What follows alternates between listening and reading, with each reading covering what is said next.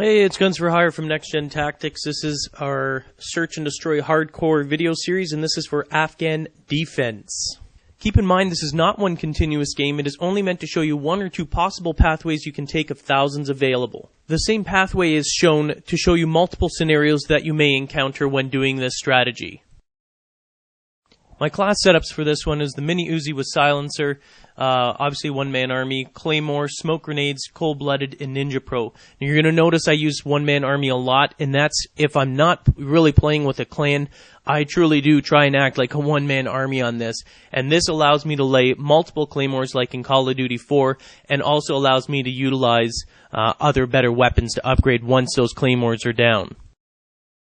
And here's the other one-man army class that I have is a C4 army. You can see the names that I have on there. This is when I'm actually primary usually is claymores, and then if I have time I'll switch to a C4 to sort of fortify a bomb area. And yes, if you're wondering, you do not have to be on the C4 class. You can switch to another weapon class after this and still detonate the C4 by pressing either your X twice, or if you're using an Xbox, or your square button twice if you're on PS3. And my final class setup is the ACR bling hollow silencer, and then I use the M1014 grip, extended mags, claymore, smoke grenades. Obviously, I said bling, cold-blooded, and ninja pro. Kill streaks are set to UAV, care package, and predator missile. Just a word of caution, if the entire other team has cold-blooded on, check your mini-map first to see where your teammates are before you launch that predator missile so you don't end up, well, basically killing yourself because it's ricochet. Alright, we're going to do a B defense. Remember, I have one-man army on, so I'm setting up my defenses first, and then we're going to be watching A. So the first thing I'm going to do is I'm going to place this claymore across the stairs. That's an access point. Right there is a perfect spot for it. Quickly switch. I went the wrong way. Quickly switch to claymore. The next place we want to seal off is that side door. Before I move up, though, because of thermals and snipers, even though I have cold-blooded on, I throw that smoke. It's a great mask so that people don't, even if they are going to run through, it makes them a little more hesitant to do so. So once I've done, you see that I switched up to my ACR, my assault rifle, and now I'm going to be guarding A. And the rear of me is actually pretty secure, so I don't necessarily have to worry about that, and I can focus my attention on guarding A. B is pretty much secured. When you're looking at A, even though I'm turning around here, you're going to want to watch that far bunker, and you're noticing here that I'm actually checking that mini-map. This is something you need to get used to when you're playing hardcore. Even though you do not have a heads-up display, the HUD, look at these fools, crazy. Alright, anyway, even though you don't have that heads-up display, when the enemy fires or something's going off, quickly press start and you'll get that little mini-map popping up, and it will show where the enemy is. So make sure you utilize that properly. Now I'm out here, we can see that the bomb is there. Again, you'll see me frequently hitting start. Maybe not the best place for me to be hitting start, but, you know, I'm going to hit it nonetheless to make sure that I know where my teammates are, to know where weak points are. So I don't, and there we go. We see the final guy coming up. When you see the bomb there's no need to go chasing after it. He has to come to you. Remember, on defense, they have to come to you. Just be patient. Alright, we're going to do another run to B. Same thing, like I said before, I'm going to show you multiple scenarios of going to the same area. The beauty of hardcore, actually, unless you're on the kill cam, you can actually maintain the same positions over and over again. It's not like normal core where once you've made a kill in a certain area, the kill cam will give your position away and it's compromised, basically. So again, I'm doing the same sort of scenario setup that I've done before. Claymore, switch up, get the smoke out, switch up again. And this time here, you're going to see me actually throw that C4 on it.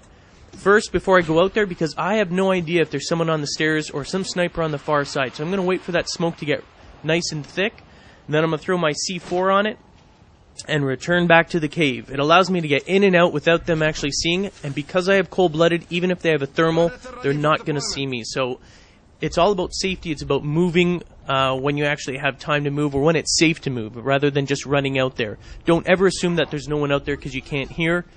Always assume there's someone looking. And one-man army allows me to utilize that sort of... oh, here, we got a predator missile. I'm looking. Right, so that was a bit of a waste. But again, if they have cold-blooded, you know what? It's best to throw it away than to just look for anything. If you're searching for anything and you hit one of your teammates, bye-bye, it's Ricochet. You're going to be taking a dirt nap. Here, again, it's pretty quiet. I know I've got claymores to the rear. I've got claymores to the front. I take the time to quickly look at that map by pressing start to see where my teammates are. Now, I know that the other guy died on the other side, so likely he's on the other side, on their spawn side.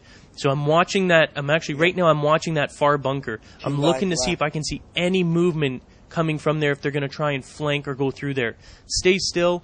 Be patient when you're doing this sort of thing, but you're always having to listen. And I know I have a dude out there, a teammate or whatever on the outside there, so it's not always necessary. I think this guy's going to try to run for it. And then we're going to nab him. There we go. Perfect. Alright, I'm going to quickly show you this one. This is an A sort of defensive rush.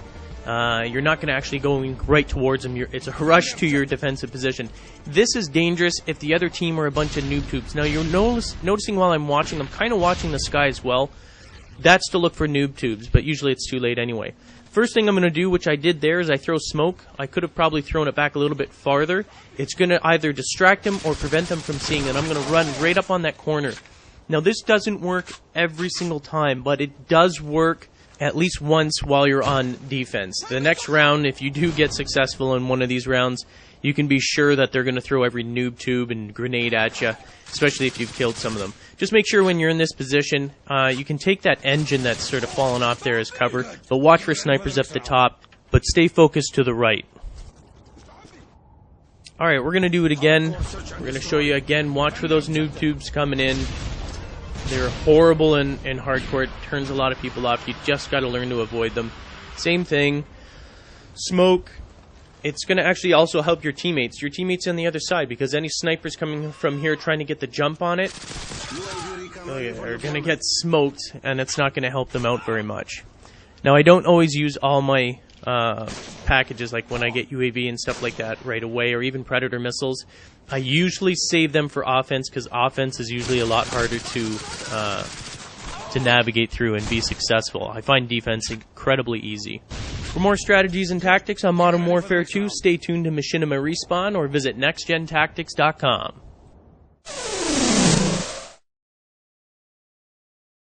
Be sure to follow us on Twitter. There you'll find the latest updates from our premier directors and the Machinima Respawn team.